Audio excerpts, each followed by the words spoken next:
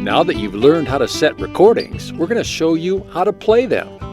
To access your recordings from the on-screen program guide, press the back button on your Roku remote to open the top navigation bar.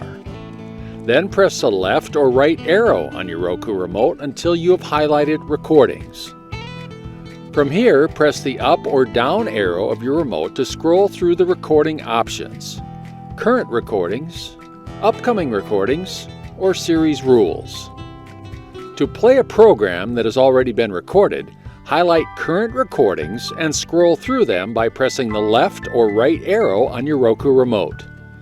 Once you have found a program or program series that you would like to watch, press the OK button of your remote. If it is just one program, press the up or down arrow of your remote until you have highlighted Watch, and then press OK to watch the program. If you started watching the program earlier, you will have the option to resume where you left off or to start over with the program. If the program is part of a series of recorded programs, there will be a list of series programs that you can scroll through that includes the record date. Highlight the one you want to watch and press the OK button on your remote and follow the same instructions for playing a single program.